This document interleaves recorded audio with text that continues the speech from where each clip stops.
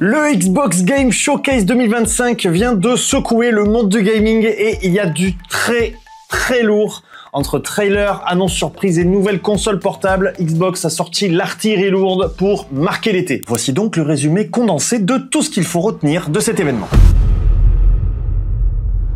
Oui, ça y est, Xbox passe à l'attaque sur le terrain des consoles portables haut de gamme avec la magnifique ROG Xbox Ally et sa version améliorée, la ROG Ally X. En collaboration avec Asus bien sûr, cette puissante console hybride entre PC et Xbox sera compatible avec Steam et Battle.net et permettra donc de profiter de tout l'éventail des jeux de ces plateformes et bien entendu du Xbox Game Pass. Un monstre de puissance donc à remporter partout, disponible pour les fêtes de fin d'année. On en reparlera rapidement à la fin de cette vidéo. Autre moment fort de l'événement, bien sûr la disponibilité immédiate de Final Fantasy XVI sur Xbox Series X et S et PC. Et ce n'est pas tout, Final Fantasy VII Remake Intergrade arrivera lui cet hiver. En parlant de blockbuster, on a été servi et on commence fort avec Call of Duty Black Ops 7 qui s'annonce explosif, avec une campagne jouable en coop et le mode zombie bien sûr. Ninja Gaiden 4 fait son grand retour le 21 octobre. Le jeu promet un système de combat nerveux et affiné, toujours aussi sanglant. Et bien sûr, Gears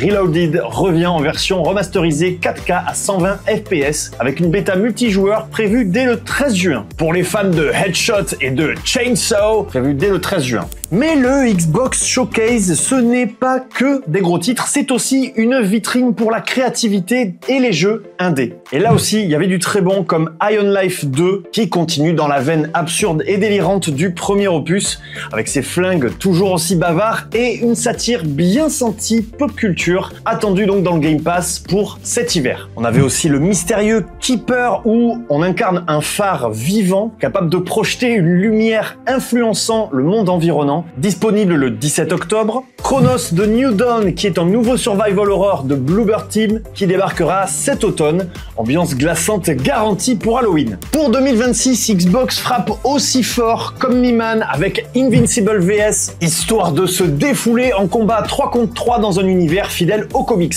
On a eu des nouveautés marquantes qui étaient aussi au rendez-vous, j'ai pu dire un paquet de fois World Premiere. Avec par exemple The Blood of Dawnwalker, un RPG Dark Fantasy où on incarne un Dawnwalker, donc mi-homme, mi-vampire, prévu pour 2026 également.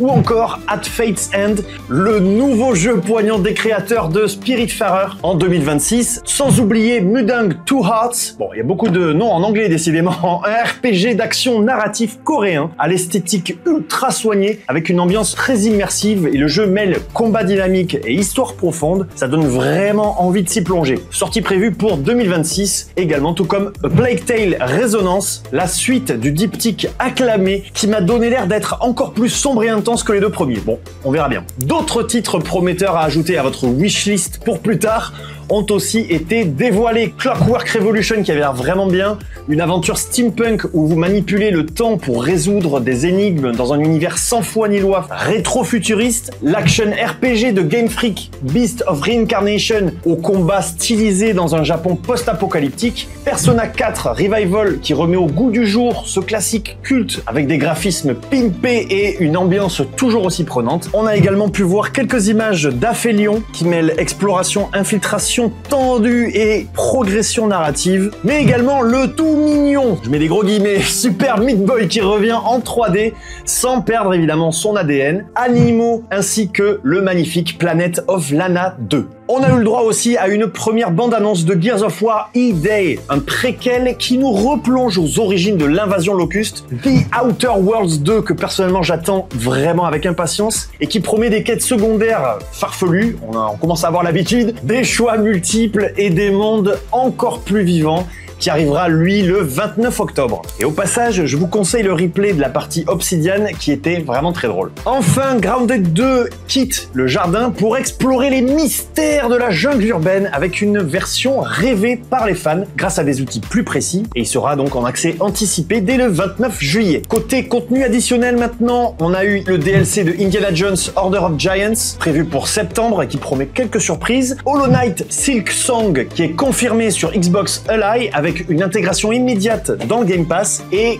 Kawabunga, j'ai envie de dire, Tony Hawk Pro Skater 3 et 4, qui débarque avec la démo Foundry, la fonderie en français, permettant aux joueurs d'assouvir leur envie de rider en attendant la sortie du jeu le 11 juillet. Age of Mythology, Retold, Fallout, Elder Scrolls Online ainsi que Sea of Thieves auront droit également à du contenu additionnel. Et enfin, comme si tout ça ne suffisait pas, Xbox a terminé sur une note de teasing bien sentie.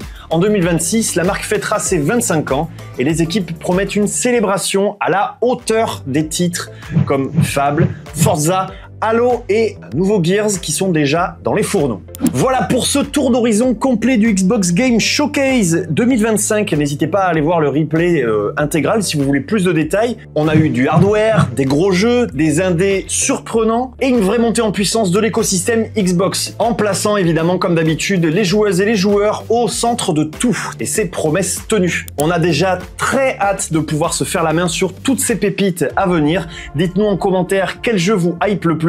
Et concernant la console portable, je vous avais dit qu'on y reviendrait, n'hésitez pas à vous abonner car il est très probable qu'on vous en reparle plus en détail prochainement sur la chaîne. J'espère que tout ça vous met l'eau à la bouche autant que moi. En attendant, je vous dis à très vite dans une prochaine vidéo. Prenez soin de vous et prenez soin de votre PC. Ciao!